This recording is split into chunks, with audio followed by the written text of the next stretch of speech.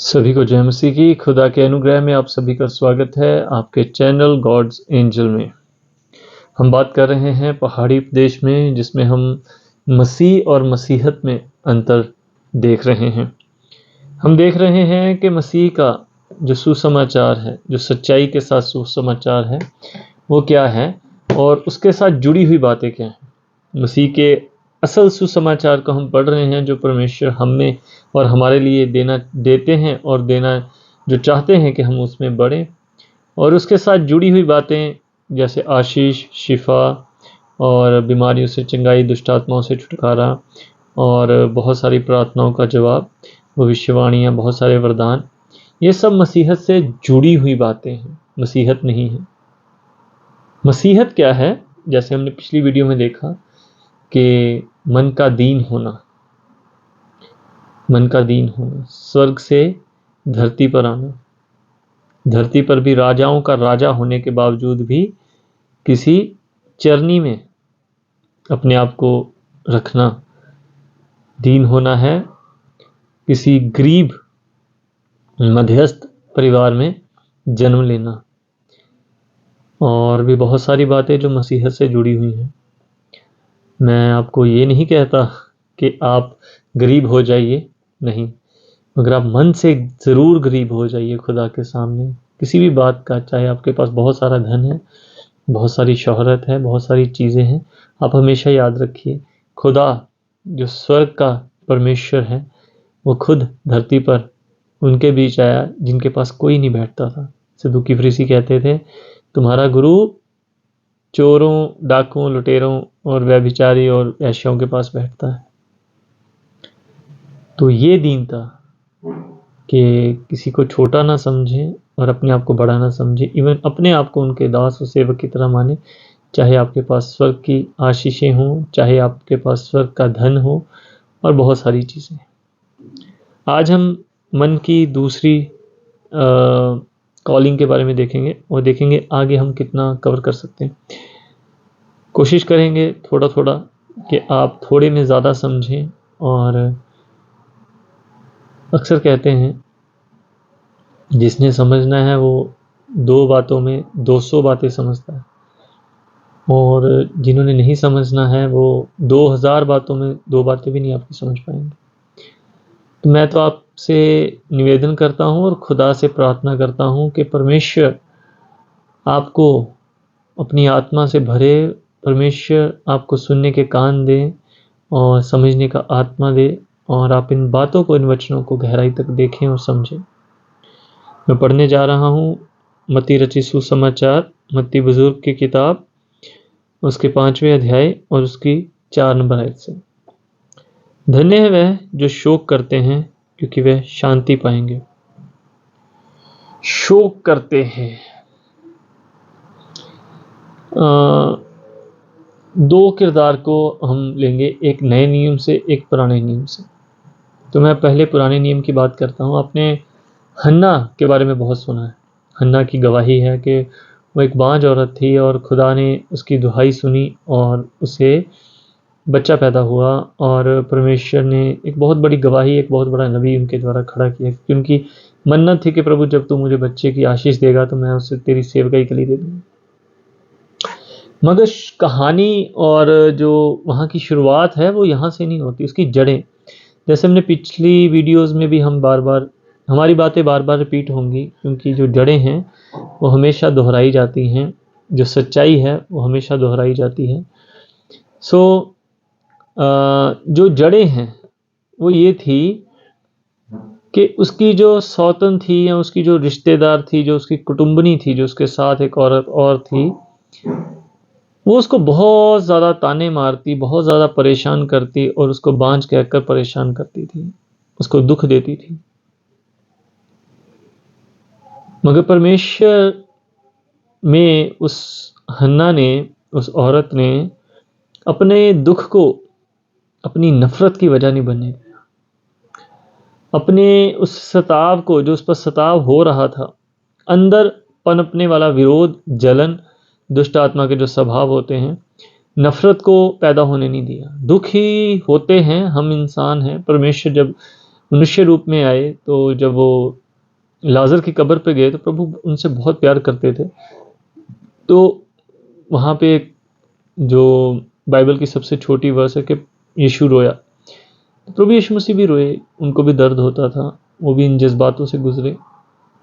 मगर किसी भी रीति से उस सताव, उस दुख, उस परेशानियों को उन्होंने, हन्ना ने अपने अंदर नफरत, विरोध, जलन, ईर्खा का कारण नहीं बनने दिया। तो क्या किया उन्होंने?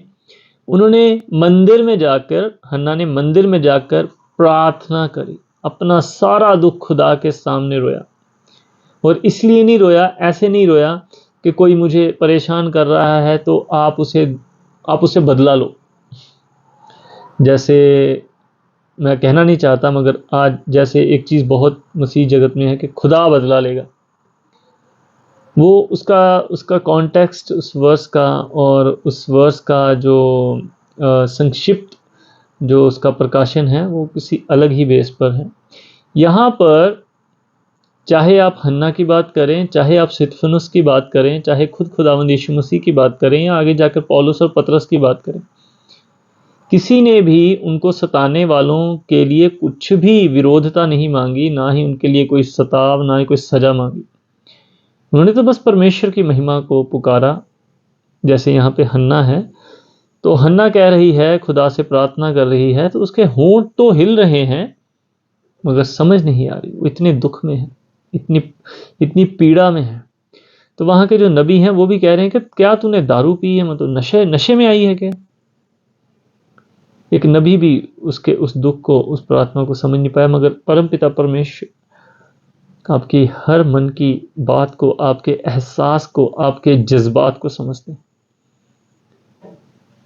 तो जब हम अपने शोक को, अपने दुख को खुदा के सामने बड़े प्यार से, बड़ी बड़ी नम्रता, दीनता और बड़ी सच्चाई से रखते हैं, जिसमें हम किसी के लिए नफरत नहीं रखते, विरोध नहीं रखते, सिर्फ अपना दुख बयान करते हैं और खुदा की महिमा चाहते हैं, तो परमेश्वर से वो शांति पाएंगे। धन्य है वे जो शोक करते हैं क्योंकि वे शांति पाएंगे।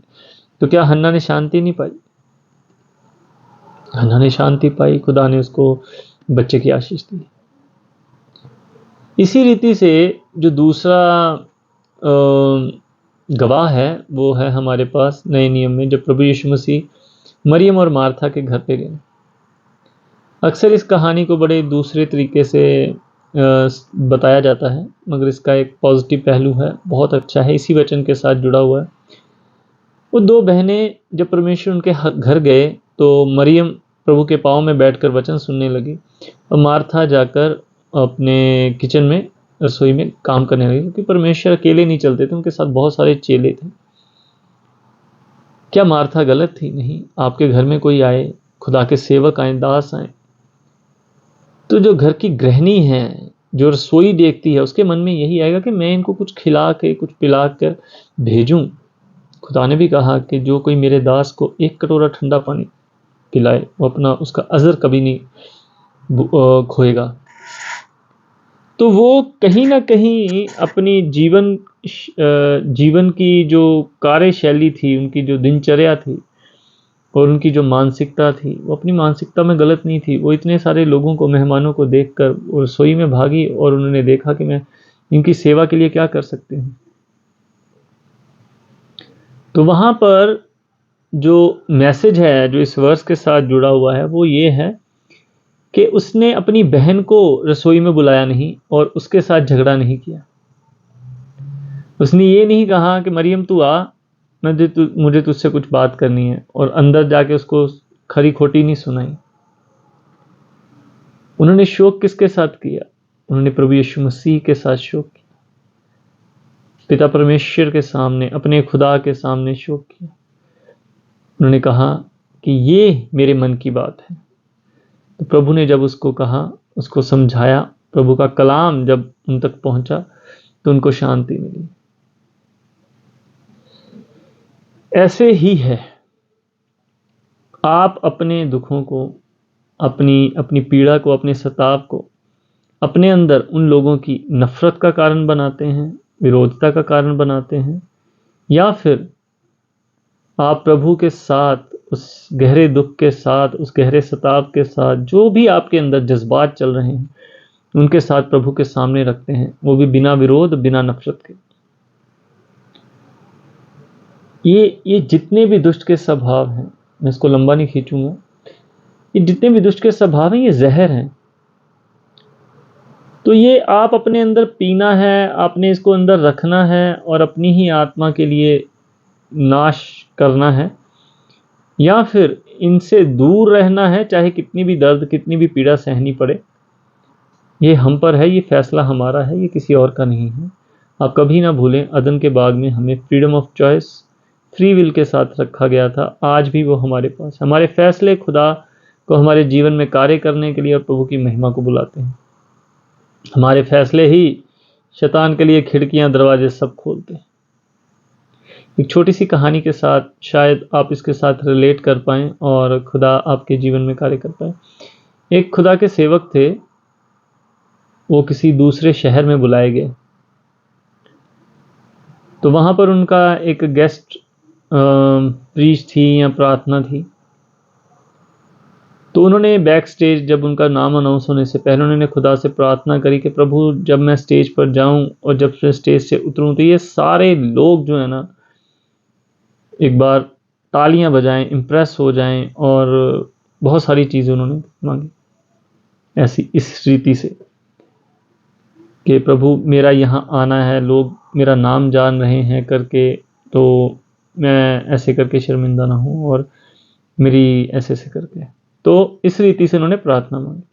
वो हुआ भी ऐसे, जब उन्होंने स्टेज उतरे और लोगों ने क्या तालियां, क्या तारीफ़ें करी कि भाई साहब आज का प्रीच, आज की प्रार्थना, खुदा ने उनकी प्रार्थना तो सुन ली और लोगों को ब्लेस भी किया उनके द्वारा। मगर जब उन्होंने ये तारीफ अपने कान में सुनी, ये तारीफ जब उन्होंने अपने कान में सुनी, तो उन्होंने कहा खुदा आप इन सबको आशीष, प्रभु उन्होंने अपने लिए आशीष मांगी। तब खुदा ने कहा कि जो तेरी तारीफ कर रहे हैं आशीष भी उन्हीं से ले। जो तेरी तारीफ, जिनसे तूने तारीफ मांगी थी कि लोग मेरी तारीफ करें, अब आशीष भी उन्हीं से ले। तो हम इंसानों से क्या चाहते हैं? ना अच्छाई ना बुराई। लोग हमारी तारीफ करते हैं, अच्छी बात है, मगर क्या प्रभु हमसे हमारी तारीफ करते हैं? लोग हमारी निंदा करते हैं, सताते हैं, परेशान करते हैं, दुख देते हैं, तो क्या खुदा का प्यार, खुदा का दया, खुदा में दीनता, हमारे अंदर का मसीह स्वभाव, उनके चार तानों से, चार कही हुई बातों से या उनके सताव से ख़त्म हो जाता है? ये कैसी मसीहत है जो लोगों पर डिपेंड करती है? लोग हमें खुश करते हैं, लोग हमें दुखी करते हैं, लोग हमें खुश करते हैं तो हम खुश हो जाते हैं, लोग हमें दुखी करते हैं तो हम अपने मसीह स्वभाव से चले जाते हैं। लोगों ने चार बातें अच्छी बोल दी तो हम फूल गए, फुलाहट में आ गए। लोगों ने चार बातें बुरी बोल दी तो हम उन्हीं के लिए न्यायी बन गए, न्याय करने लग गए, ये तो है ही ऐसा, ये तो है ही ऐसा, ये तो है ही ऐसा। या फिर उनके लिए विरोध रखने लगे, नफरत, तेरे से तो खुदा बात करेगा, या ऐसी बहुत सारी चीज़ें। खुदा जवाब देते हैं, ऐसा कुछ नहीं है, मगर जैसे मैंने पहले कहा, वो वचन और वो प्रकाशन और उसका कॉन्टेक्स्ट अलग है। जब हम उस पर आएंगे तो हम उस पर भी बात करेंगे। मैं विश्वास करता हूँ कि हमने जान लिया कि धन्य है वह जो शोक करते हैं, क्योंकि वह शांति पाएंगे। तो जिसके आगे आप शोक करेंगे, शांति भी वहीं से, शांति की उम्मीद भी आप वहीं से रखिएगा। तो मैं समझता हूँ जब आप इस सवाल के साथ अपना शोक करेंगे, अपना दुख, अपनी परेशानियों को प्रकट करेंगे, वो भी बिना नफरत और बिना विरोधता के, उस शोक में सिर्फ आप हों और खुदा हो। आप जिसके साथ शोक करेंगे वहीं से शांति मिलेगी। आपको डिसाइड करना है कि आपको खुदा के साथ शोक करना है, खुदा के सामने अपने दुखों को रखना है, या किसी इंसान के सामने दुखों को रखना है। खुदा की शांति सदा की है, वो समझ से बाहर है, वो बयान से बाहर है, वो सिर्फ महसूस होती है और अंदर तक महसूस होती है। और संसारिक वो तो कुछ समय की है, जब तक कोई इंसान आपके पास बैठा है, अच्छा अच्छा बोल रहा है, उसके बाद फिर आप अकेले हैं। मसीह की शांति तो आती है अकेले में, वो आपको अकेला छोड़ती नहीं। सो खुदा इस वचन से भी आपको बहुत ज़्यादा आशीष दे। मिलते हैं अगले वचन में। खुदा का अनुग्रह आप पर और हम पर बना रहे। प्रभु की शांति आप पर और हम पर बनी रहे। वचन को पढ़ते रहें, वचन में बढ़ते रहें। प्रभु मसीह के पवित्र और जलाली नाम में सभी को जय मसीह की। आमीन।